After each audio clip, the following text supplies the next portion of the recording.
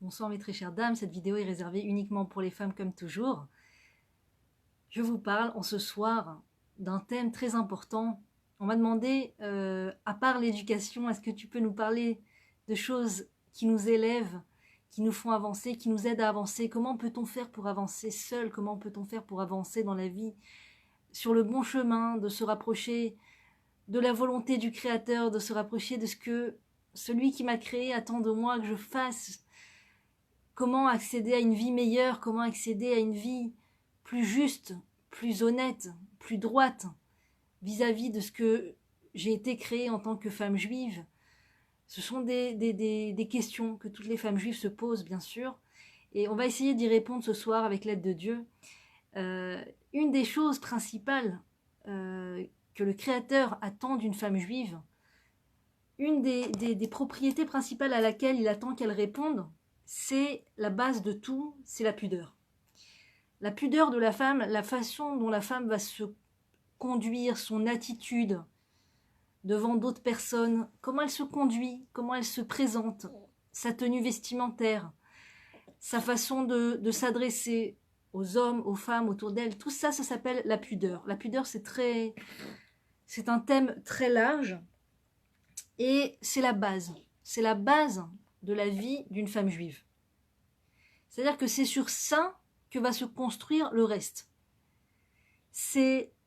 Dieu nous dit, ouvre-moi l'ouverture, une ouverture comme l'ouverture d'un chat d'une aiguille, et je t'ouvrirai une ouverture grande comme les portes d'un château. Il suffit qu'on fasse une petite ouverture à Dieu, une petite ouverture fine, comme le chat d'une aiguille. Vous avez déjà vu le chat d'une aiguille? Une aiguille, si vous regardez le petit trou de l'aiguille, en général, c'est très très petit. Il y a même des aiguilles avec un trou tellement petit qu'on n'arrive même pas à mettre le fil. Il faut des lunettes pour pouvoir bien voir et mettre le fil. C'est tellement petit. Et Dieu me dit, j'ai pas besoin que tu fasses beaucoup. Un petit peu, une chose, une petite chose. Ouvre-moi une ouverture toute fine et moi, je vais m'occuper de t'ouvrir une ouverture aussi grande que les portes d'un château.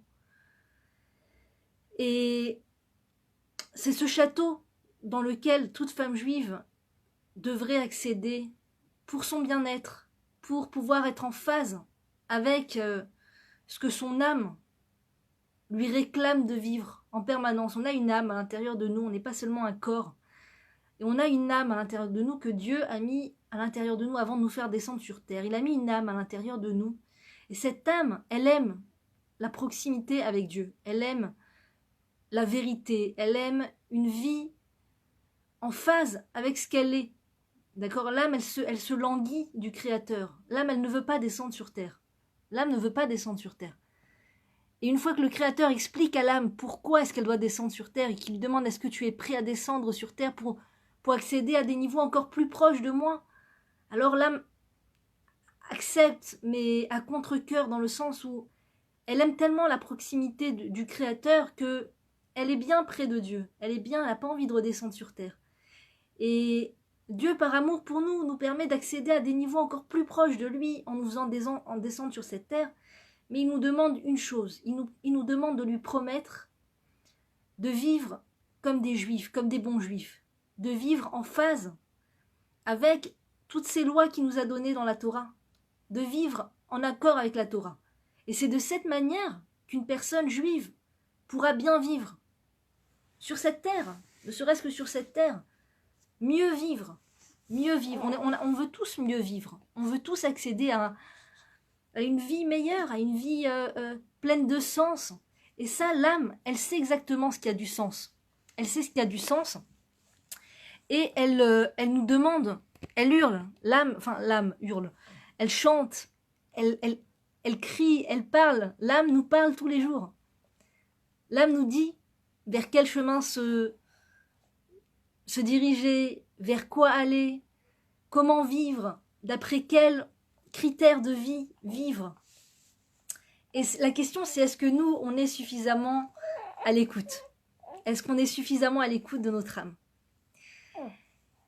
Parce que l'extérieur est très les invitations, on va dire, de l'extérieur sont très appétissantes, sont très croustillantes. D'accord? Les bons restos, les bons films, les bons romans, les bonnes séries. Le corps a de quoi s'amuser et s'éclater une bonne période sur cette terre. Le corps, il a tout pour prendre du bon temps sur cette terre. Les films, les restos, tout ça. Et l'âme a un message différent. L'âme nous dit, élève-toi, élève-toi. Tu peux vivre une vie plus élevée que juste voir des films toute la journée. Tu peux vivre une vie encore plus élevée, plus juste, plus qualitative que de passer ton temps d'aller de resto en resto, manger pour manger, vivre pour manger, ou les magasins, acheter pour acheter, travailler dur pour pouvoir acheter et encore acheter. Et même quand on achète, on n'est pas content parce qu'on n'a pas encore acheté autre chose. Il nous manque toujours quelque chose. Quand on court après les achats, il manque toujours quelque chose. On se sent toujours manquant. Quand on court toujours après les restaurants, on se sent toujours affamé. Quand on court après l'argent, on se sent toujours en manque d'argent. C'est comme ça pour tout. Quand on court après la beauté physique, après le physique, eh bien, on ne se sent jamais suffisamment belle. Et toutes les courses, tous les marathons dans lesquels on peut rentrer vont nous rendre, si on n'ouvre pas les yeux, si on vit dans cette illusion du marathon, on peut courir des années après des choses qui ne sont pas infinies, qui ont une fin. Après avoir passé des heures dans un restaurant, la nourriture finit par quitter mon corps et je n'ai aucun souvenir de cette nourriture. Quand j'achète des vêtements, je ne sais pas si ça vous arrive de retrouver des vieilles valises de vêtements de vos parents. C'est des choses, bon, à part le fait que c'est vintage et c'est sympa et c'est la mode, le vintage et tout, mais à part ça, c'est des choses dépassées d'un autre temps qu'on a du mal à porter et à remettre. À la limite, acheter du vintage dans un magasin, on ne sait pas à qui ça a appartenu, c'est une chose, mais de porter les vêtements de ses parents d'il y a 10, 20, 30, 40 ans, ça paraît fou, c'est déjà passé, ça y est, c'est dépassé, c'est de la mode d'avant, et pourtant, combien de temps on peut travailler, courir et tout ça, faire les soldes, des fois même quitter son pays, aller dans un autre pays, parce que les soldes d'un autre pays sont encore plus incroyables. On peut passer sa vie à courir après les soldes, après les achats, après Mais quel souvenir reste-t-il de ces choses-là? Ça part dans les oubliettes au final. Au final, ça part aux oubliettes. Comme le physique. Si je passe mon temps à me nourrir de magazines de mode, de magazines avec des femmes retouchées, des top modèles retouchés, qui elles-mêmes ne sont pas aussi belles que dans les photos parce qu'elles sont retouchées justement. Et que je me nourris de ces magazines. Et quand je finis de lire ces magazines, eh bien je suis affamée de beauté physique, je suis affamée d'avoir l'air de présenter bien, d'être belle et tout ça. Et au final, c'est une course qui n'a pas de fin, qui ne s'arrête pas. Et au final, comme nous dit le roi David, tout finit par flétrir, tout finit par se faner. Regarde l'herbe des champs, sache que comme l'herbe des champs, tout finit par se faner. Même la peau finit par rider, même l'âge commence on a beau courir après le botox, après le chirurgien esthétique, après le coiffeur, après le machin et tout, et les ongles, et payer, et de jamais être satisfaite de son lot. Et au final, tout finit par vieillir, tout finit par perdre sa vitalité. Donc la question, c'est pourquoi on est venu sur cette terre? Pourquoi est-ce qu'on est venu sur cette terre? Est-ce qu'on est venu pour courir après ces choses-là 120 ans et puis après quitter ce monde comme si on n'était jamais venu? Est-ce que c'est ça? Est-ce que c'est suffisant? Est-ce que ça calme l'âme qui est à l'intérieur de nous, ce projet, ce programme? Et non, l'âme, elle est pas, ça lui va pas, ça lui suffit pas parce que l'âme, c'est une princesse et elle est habituée à une nourriture de rois et de reines et de châteaux. Elle est habituée à une nourriture céleste. Et tout ça, tous les médias, le physique, les restos et tout, pour elle, c'est de la nourriture vulgaire. Et l'âme, elle nous donne un autre message. Tu es une fille de roi. Vis comme une fille de roi. vis comme une fille de roi. Aie une attitude de fille de roi. Pense comme une fille de roi. Mets ton échelle d'ordre, ton échelle de préférence en ordre. Qu'est-ce qui est plus important? Qu'est-ce qui est plus important sur cette terre? Et les médias nous crient le message inverse. Les médias nous disent « Occupe-toi de toi, sois la plus belle du royaume. Qui est la plus belle du royaume? Qui est la plus belle du royaume? Occupe-toi de toi sans fin. Fais-toi plaisir. Achète-toi des vêtements. » C'est permis pour une femme juive. C'est même voulu pour une femme juive de se faire plaisir. C'est écrit dans la Torah, dans la Gemara, que les femmes aiment les vêtements colorés, les femmes aiment les bijoux, les femmes aiment... C'est connu et c'est important de se respecter en tant que femme et de respecter sa nature. Mais la question, c'est pourquoi est-ce que j'achète des vêtements? C'est pourquoi est-ce que je porte ces vêtements-là? Pour plaire à mon mari? Pour remplir mon rôle sur Terre? Ou pour attirer l'attention de toute la Terre entière? Si quand je porte des vêtements, j'ai à l'intérieur de mon esprit que quand je vais sortir de chez moi, je vais à tout prix attirer le regard des hommes, eh bien, mon âme me dit, c'est pas pour ça que tu es venu sur Terre. Tu n'es pas venu sur Terre pour attirer le regard de tous les hommes. Dieu t'a donné un mari, c'est à lui que tu dois plaire.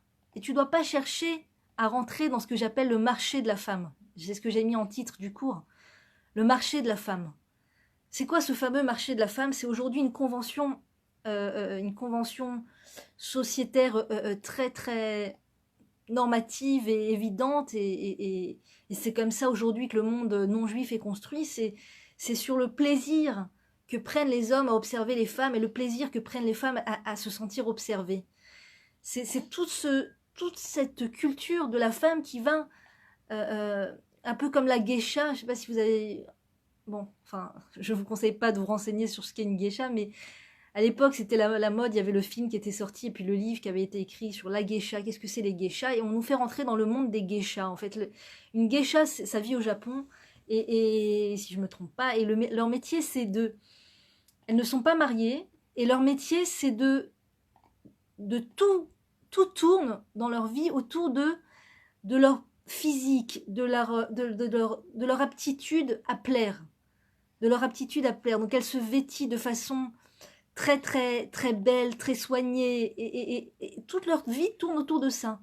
Elles vont apprendre un instrument ou elles vont apprendre quelque chose, l'art culinaire ou l'art d'un instrument ou l'art de quoi que ce soit, de la poésie, l'art de je ne sais quoi, pour pouvoir se donner en spectacle à des hommes qui ne sont pas leurs maris, qui sont leurs clients, et elles passent leur vie à se préparer, à s'occuper d'elles pour pouvoir donner du plaisir à ces hommes qui viennent les observer.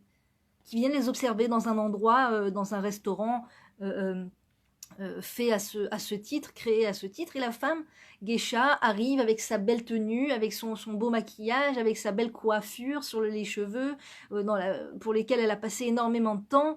Et elle se nourrit dans la journée en fonction, pour trouver des forces, pour pouvoir faire son métier de donner du plaisir physique à des hommes, à des clients qui payent. Et est-ce qu'on ne rentre pas un petit peu, que Dieu préserve des fois dans ce monde de la geisha, dans ce rôle-là de tout faire en fonction de pouvoir trouver grâce aux yeux des hommes?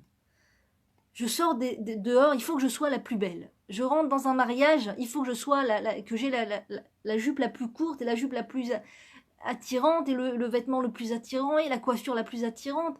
Est-ce que c'est pour ça que je vis?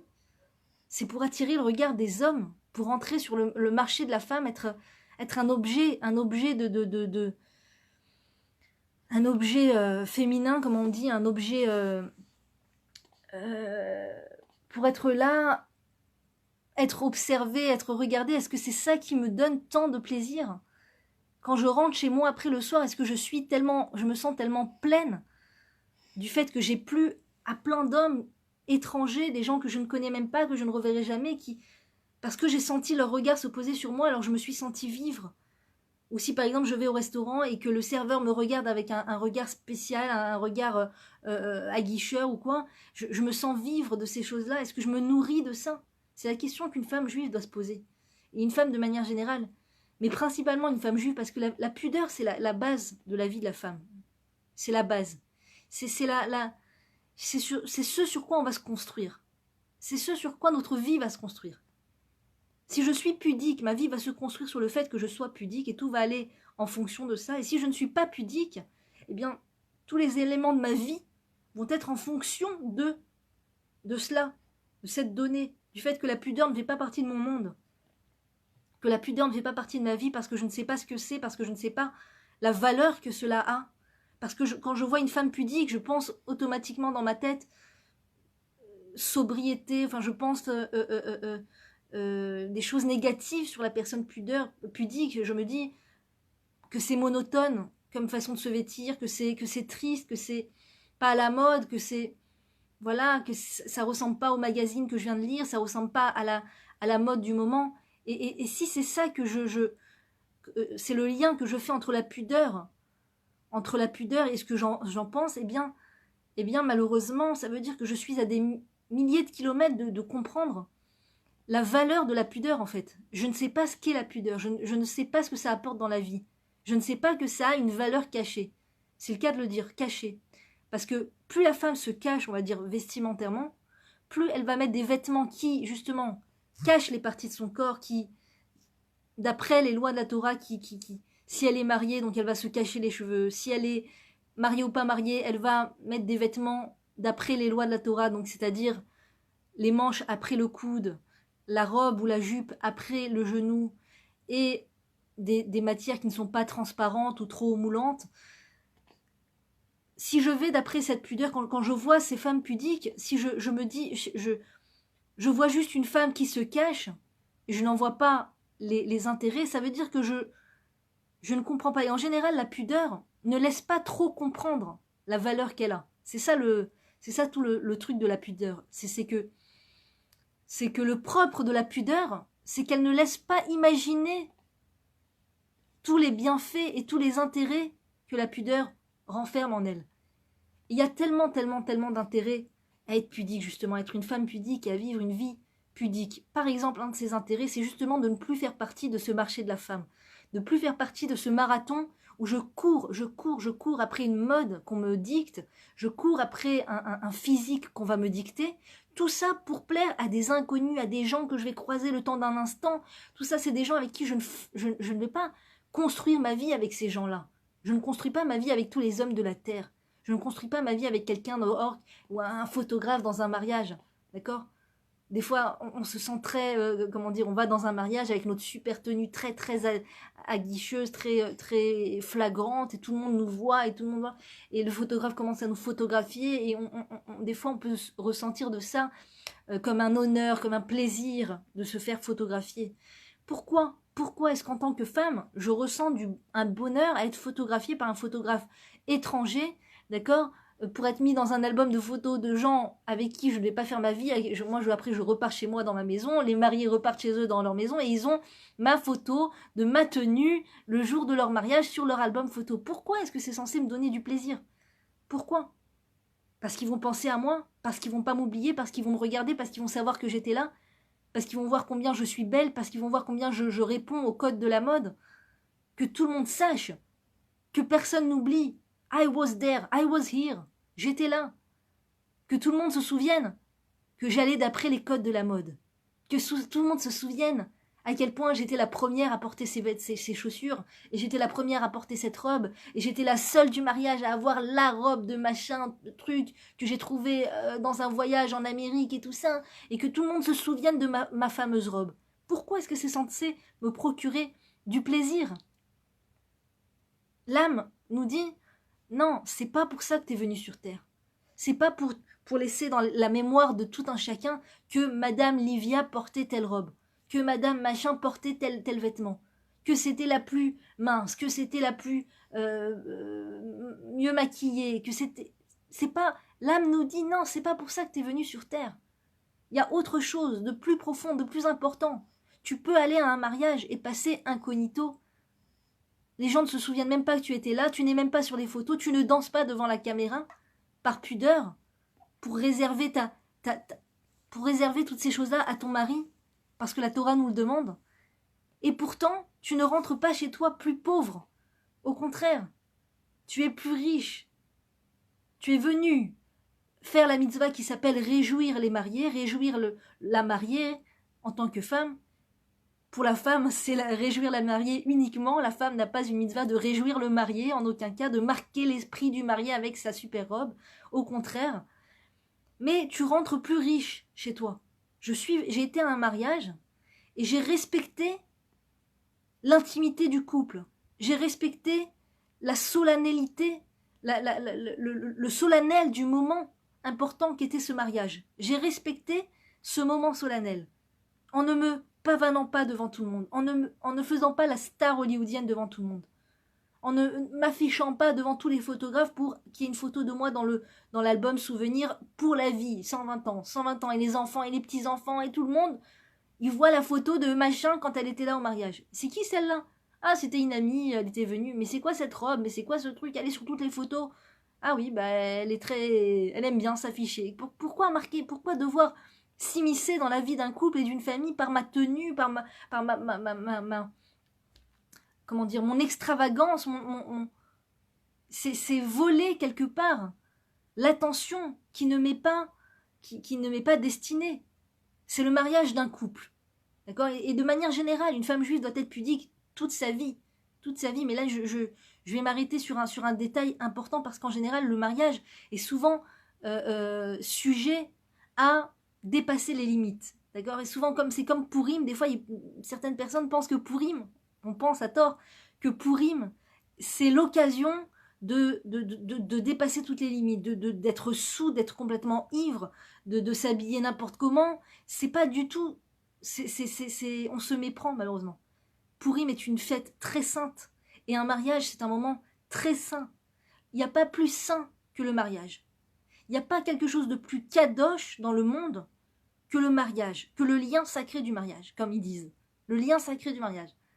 A kesher a kadosh chez la nisuin. Il y a en davar yoter kadosh baolam. C'est la chose la plus sainte au monde.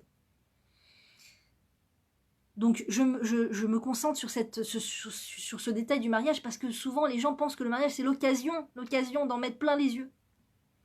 Alors si on veut à tout prix en mettre plein les yeux, qu'on profite d'une soirée, bien sûr que ce soit bien que ce soit interdit par la Torah, on veut aller en boîte, on veut danser comme une folle, on veut se trémousser sur la piste, aller en boîte, mais pas le jour du mariage, bien que les boîtes soient interdites par la Torah. Mais le jour du mariage c'est un moment très saint. Comment on peut faire l'amalgame entre le mariage et une soirée boîte de nuit? Alcool à fond, alcool à flot, toutes les filles sur la piste et les hommes sur la piste mélangés. Et on oublie que c'est un mariage au final. On oublie qu'il y a deux âmes qui sont en train de se marier, deux âmes qui sont en train de se lier, deux âmes qui ont été promises l'une à l'autre 40 jours avant même qu'elles ne soient un fœtus dans le ventre de leur maman. Elles ont déjà été promises l'une à l'autre, ces deux âmes. Et le jour du mariage, c'est on fête le lien, la retrouvaille entre ces deux âmes. Imaginez comme c'est un moment saint, un moment extrêmement solennel, extrêmement important, extrêmement proche de Dieu. Il y a la présence divine à ce moment-là. Si les lois de pudeur sont respectées, si les lois de pudeur sont respectées le jour du mariage, il y a la présence divine. Il y a aussi la présence des personnes disparues, de la famille, les grands-parents, les arrière-grands-parents, toutes les personnes bien-aimées de la famille, les personnes de la famille, tout simplement, qui ne sont plus de ce monde, sont présents le jour du mariage. C'est un moment extrêmement saint, extrêmement chargé en émotions et en comment dire, en ce que ça représente, ce que le mariage représente. C'est un moment très très chargé concernant ce que ça représente. Et ça, en général, c'est pas en général, c'est que le jour du mariage a un impact sur la vie du couple. Le jour du mariage a un impact sur la vie du couple. Donc si la sainteté du mariage est respectée ce jour-là, il y a une grande bracha, une grande bénédiction qui se déverse dans la vie du couple. Une grande bénédiction. C'est pour ça que les personnes regardantes de la loin séparent les danses. Les hommes sont d'un côté, les femmes de l'autre. Parfois, ils vont même jusqu'à séparer les tables aussi, ce qui est une bonne chose à mon avis. Chacun fait d'après la question qu'il posera à son rabbin. Mais en tout cas, la base de la base, obligatoire pour tout mariage, il n'y a pas un mariage juif, il n'y a pas un rabbin sur terre digne de ce nom, d'accord, qui permette que les danses soient mélangées homme-femme le jour du mariage. N'importe qui se marie, peu importe le niveau religieux ou pas, les danses doivent être séparées le jour du mariage. Si vous ne le saviez pas, ce n'est pas grave. Moi-même, je ne le savais pas pour mon mariage. Je l'ai appris par la suite. Et donc, maintenant que je le sais, je le dis parce que c'est très important. C'est très, très important. Ça évite beaucoup de problèmes dans le couple. Parce qu'on ne se rend pas compte après. Souvent, il y a un mariage flagrant, grandiose, on va dire. Un mariage grandiose dans lequel on va dépenser énormément d'argent, énormément d'attention sur des détails de comment le placement de table et les fleurs et la robe et les bijoux et tout ça, on va dépenser énormément d'attention dans ces choses-là. Et les choses les plus importantes vont passer complètement aux oubliettes, comme justement séparer les danses, que les repas soient cachers, bien sûr. Et on ne comprend pas pourquoi, même après un mariage grandiose, eh bien le couple, déjà le lendemain, des fois commence à se disputer, ou les problèmes de couple commencent déjà, ou les problèmes relationnels avec les beaux-parents, tout ça, il y a plein de problèmes des fois, et on ne comprend pas beaucoup pourquoi, alors qu'on a dépensé tellement pour ce mariage. Et en fait, les choses vraiment, si on veut qu'il y ait une bracha, qu'il y ait une bénédiction dans le couple, les choses sur lesquelles il faut faire très attention, c'est les danses, que les danses ne soient pas mixtes, c'est qu'il y ait une pudeur, qu'il y ait une solennité ce soir-là. Et mon mari m'a dit dernièrement que apparemment on peut se marier à la rabbanout en Israël, on peut se marier à la rabbanout sans fête, sans rien. Il suffit d'arriver dans les locaux de la rabbanout avec deux témoins, peut-être un minyan de 10 personnes, je ne sais pas, et on peut se marier sur place. On nous marie sur place, sans fête, sans danse, sans rien. Donc vous me direz, c'est triste, c'est tristouné et tout, mais à y réfléchir, je me dis que c'est peut-être mieux de se marier sans enfreindre la loi, et puis après, par la suite, vous voulez faire une fête pour fêter ça, c'est votre choix, mais au moins que ce moment soit solennel comme il faut jusqu'au bout. Au moins que ce moment soit solennel, soit dans les lois de la Torah, d'après les lois de la Torah. Donc, moi, quand je me prépare pour aller à un mariage, à quoi je pense ?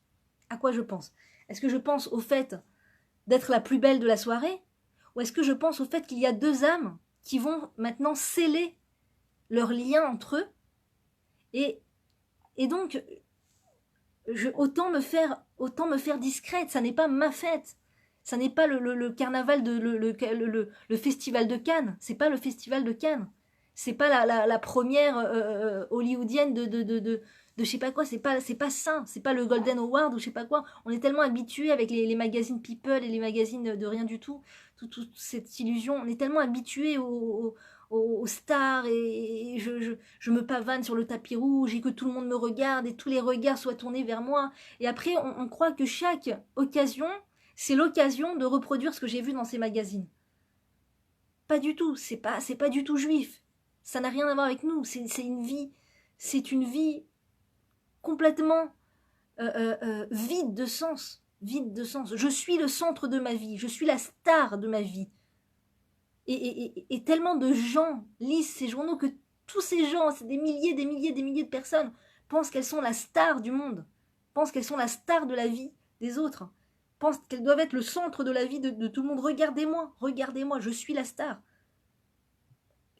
Et donc il y a un grand amalgame qui est fait entre le fait de recevoir une invitation pour un mariage et le fait de croire que je vais au festival de Cannes.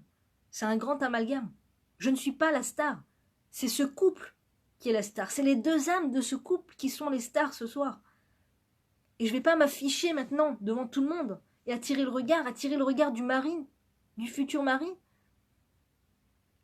Attirer le regard du futur mari. Ils sont sous la choupa, ils sont en train de se marier et moi je suis... les personnes sont là avec leur décolleté et leur mini-jupe et tout ça, je vois pas le mal, et quel est le problème ? Il faut être un peu ouvert, et c'est la fête, et c'est normal. Et c'est un amalgame total. Il y a deux âmes qui sont en train de se marier, qui sont en train de se lier. J'y vais, je leur dis Mazal Tov, je leur fais un cadeau, je les réjouis, je danse avec la mariée. Mais je ne suis pas là pour attirer les regards. Et quand dans ma vie, je suis dans un mode attirage de regard, je vis pour attirer le regard, je vis pour être la star, je vis pour être regardée, je vis pour être filmée. Si vous ne me regardez pas, ma vie ne vaut rien. C'est faux. C'est faux, on n'a pas besoin d'être regardé pour vivre. La preuve, regardez, quand je vais éteindre le téléphone, d'accord, je suis chez moi, personne ne me regarde et je vis.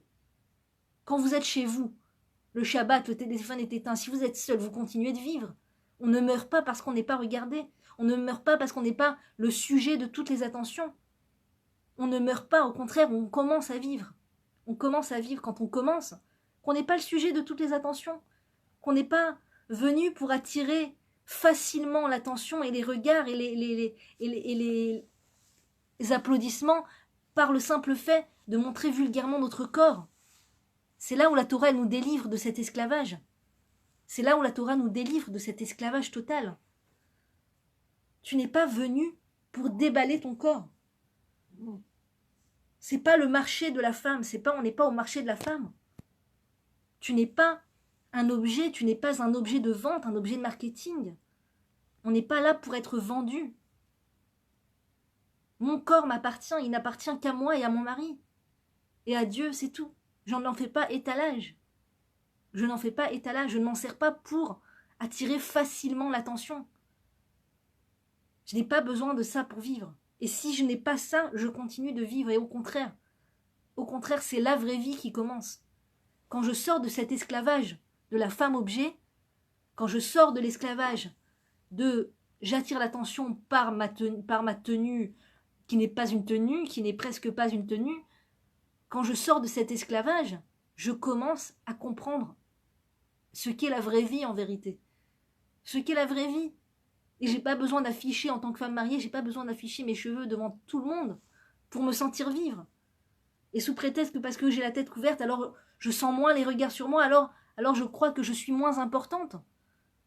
Je crois que je suis moins importante parce que j'ai la tête entièrement couverte.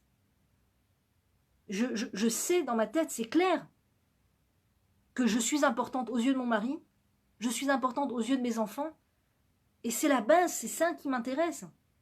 Et après que je sois passée inaperçue devant plein d'autres personnes, ça ne m'affecte pas, ça ne me dérange pas, au contraire, ça me réjouit. Ça me réjouit parce que je sais que je préserve mon physique à une seule personne. C'est ça la richesse. C'est ça. C'est se suffire de son lot. C'est de se suffire de ce qu'on a. C'est de se suffire du regard de son mari. Ne pas être une mendiante de regard, c'est ça. Vous savez, quand on était enfant, je ne sais pas si ça vous l'a fait, vous, et que des fois on voit des personnes dans la rue sans domicile fixe, on a le cœur déchiré. Mais aussi on se dit, en tant qu'enfant, on se dit, j'espère ne jamais arriver dans cette situation. J'espère ne jamais être un mendiant dans la rue. J'espère ne jamais avoir à demander de l'argent aux autres. Ça nous fait comme un électrochoc. J'espère ne jamais être un mendiant.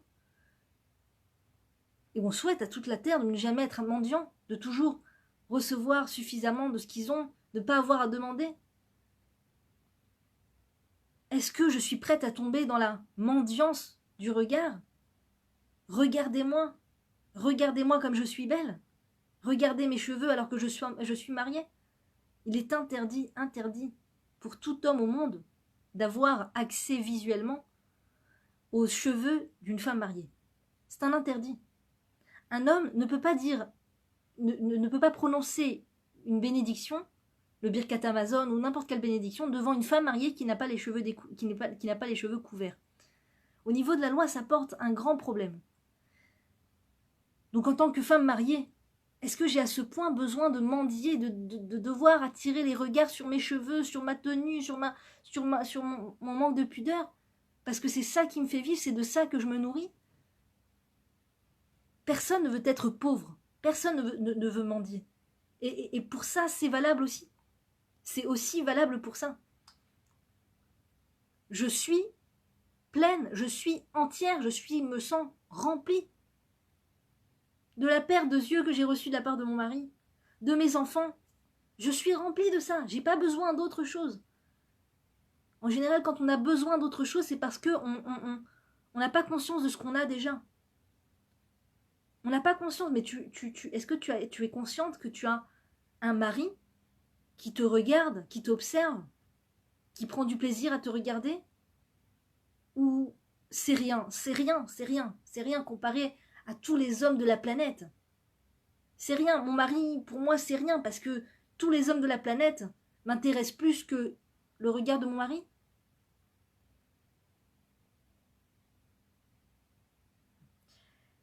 Donc c'est une question qu'on se pose, une question que la femme juive doit se poser.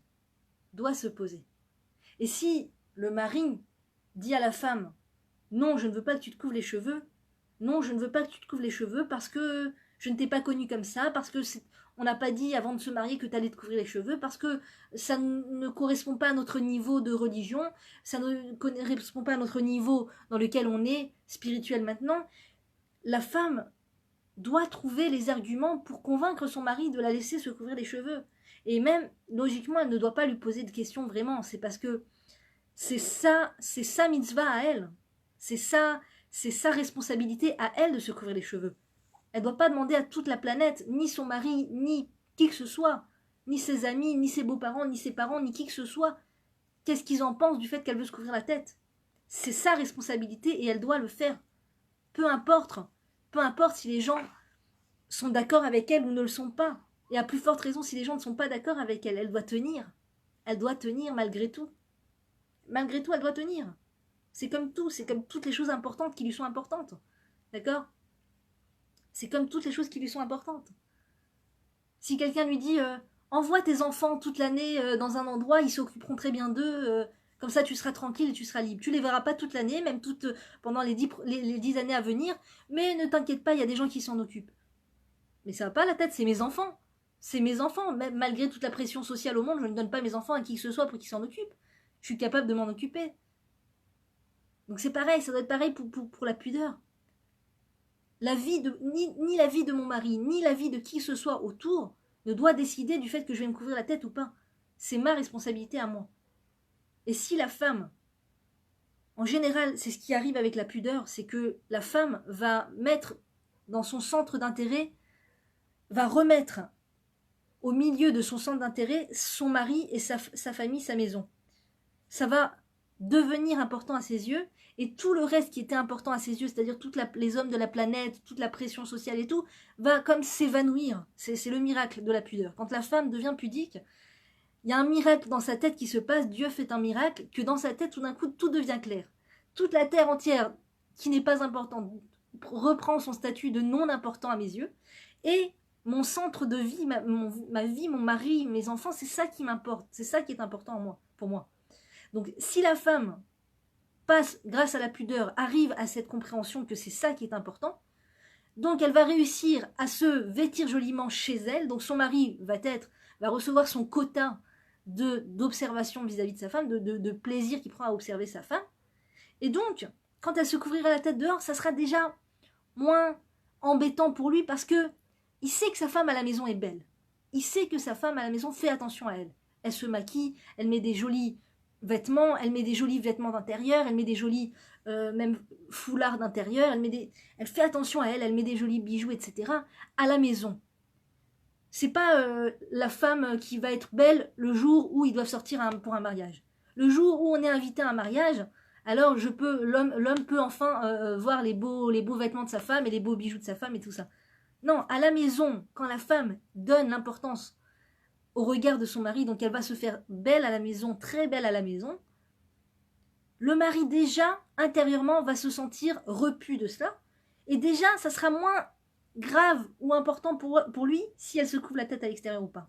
Et si, malgré tout, c'est encore grave à ses yeux ou tout simplement inenvisageable, la femme doit trouver les arguments pour lui expliquer combien c'est important.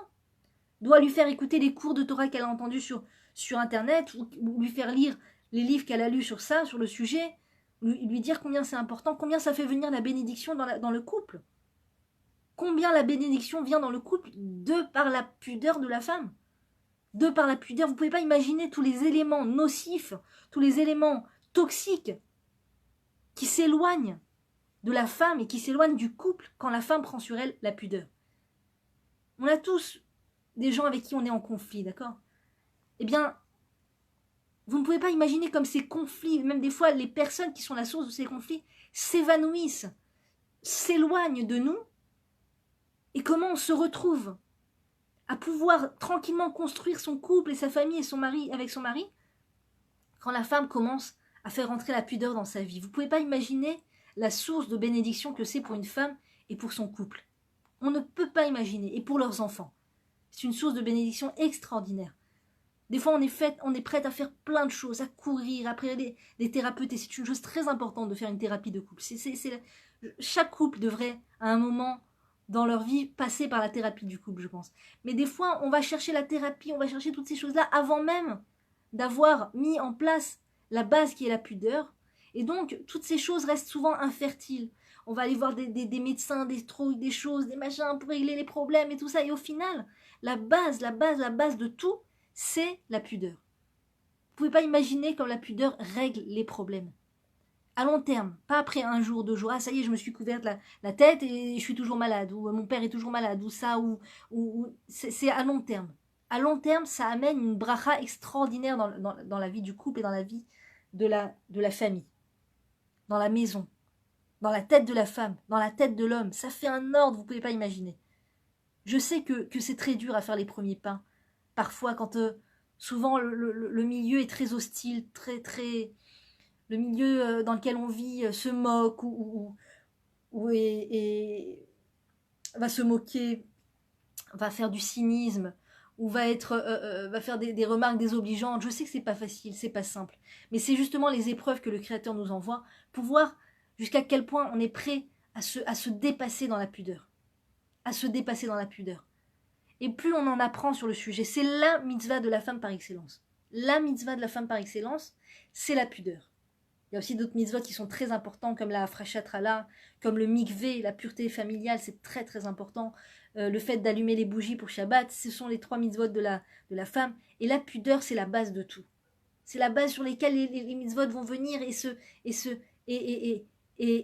comment dire, prendre place les unes avec les autres et pouvoir construire une famille juive digne de ce nom, un binyan adéad, on dit, un bâtiment pour l'infini, avec l'aide de Dieu.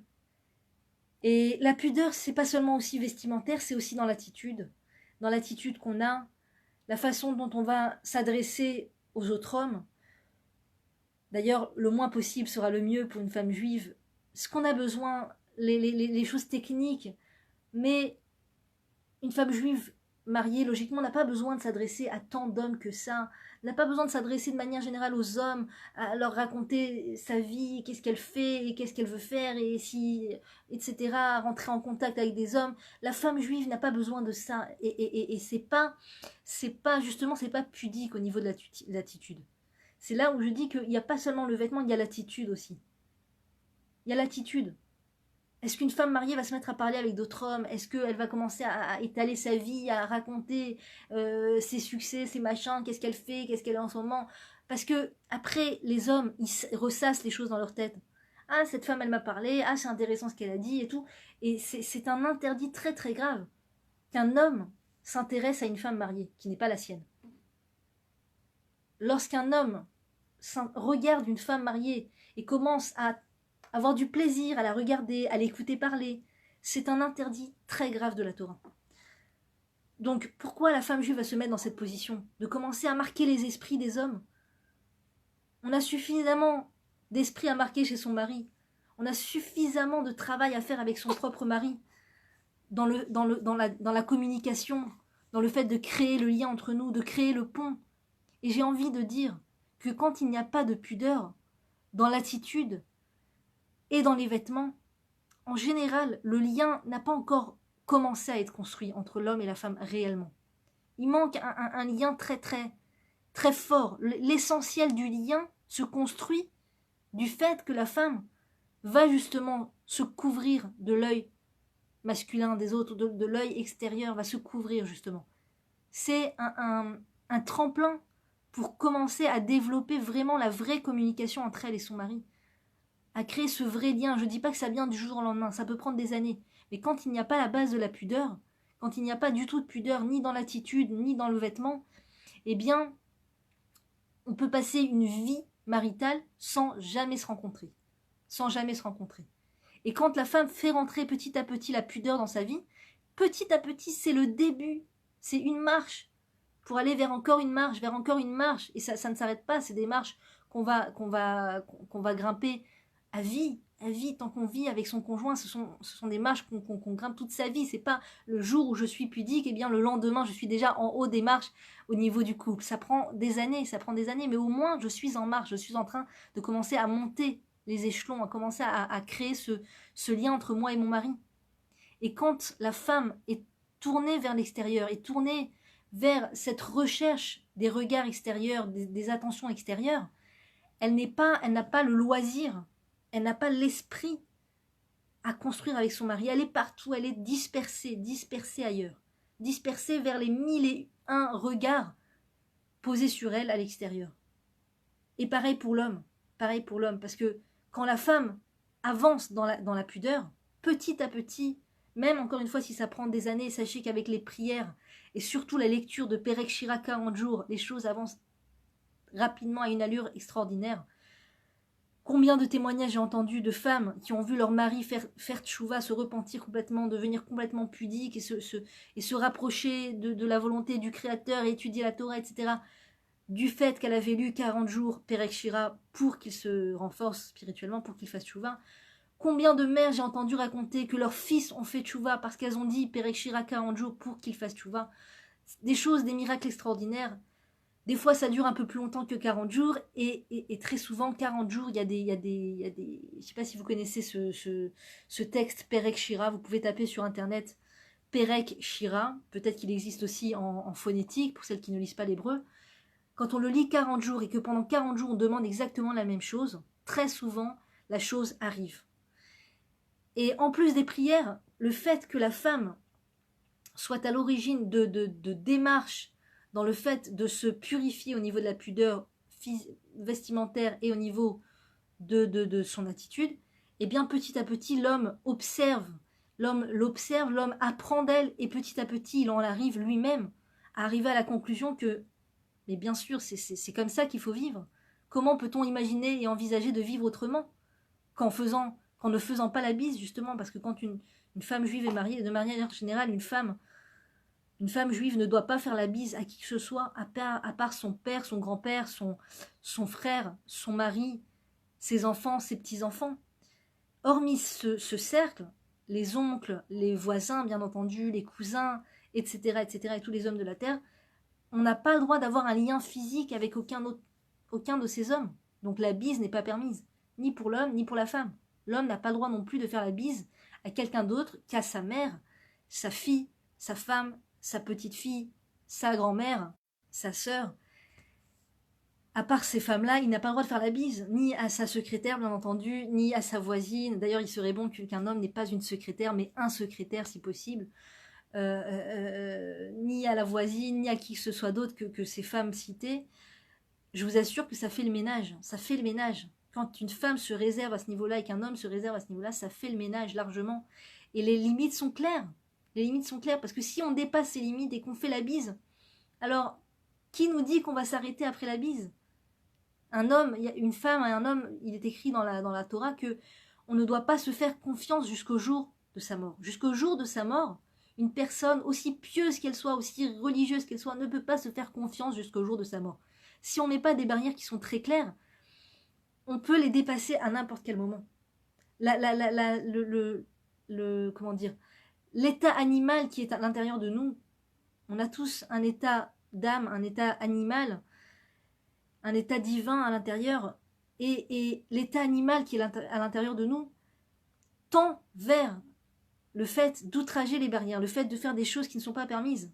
Donc si je ne respecte pas ce qui est primordial, c'est-à-dire le fait de ne pas faire la bise, de ne pas toucher un autre homme, etc., qui me dit que je ne vais pas aller plus loin que ça? On peut tomber plus loin sans s'en rendre compte. Vous savez, que Dieu préserve. Les gens qui sont tombés dans cette faute, que Dieu préserve, qui n'ont pas été fidèles envers leur mari ou envers leur femme, tous les témoignages qui sont donnés par ces personnes qui veulent bien témoigner de cela, disent qu'ils ne se sont pas rendus compte de ce qui se passait. Ils ne se sont pas rendus compte à quel point c'était grave. Ils ne se sont pas rendus compte à quel point ils étaient en train de glisser vers ce chemin glissant. On met un pied, on rentre un pied dans un endroit glissant et on ne se rend pas compte qu'on ne va qu'en glissant et qu'en tombant. Et la Torah, elle connaît très bien l'être. Elle connaît très bien les êtres humains parce que Dieu a créé les êtres humains en fonction de la Torah. Il a regardé dans la Torah, puis il a créé les êtres humains, il a créé la terre, il a créé le monde. Et donc la Torah est notre mode d'emploi et elle nous connaît et elle sait nos faiblesses. Et quand elle nous dit ne fais pas la bise, couvre-toi les cheveux, vêtis-toi de façon pudique, c'est parce qu'elle connaît les faiblesses et elle sait les chemins tortueux dans lesquels on peut rentrer quand il n'y a pas toutes ces choses fondamentalement claires dans nos têtes. Donc je nous souhaite à tous et à toutes de mettre les choses très au clair dans nos têtes, d'aller d'après le chemin de la Torah, de ne pas croire qu'on peut se faire confiance. C'est bon, je suis quelqu'un d'honnête, je suis quelqu'un, toute ma famille, mes grands-parents, mes ancêtres étaient tous des gens extraordinairement, je sais pas moi, fidèles envers dans leur couple. Je peux tout à fait me fier à ça et être fidèle à ma femme ou à mon mari sans avoir à me mettre ces barrières que la Torah nous demande. Ce n'est pas vrai, ce n'est pas vrai.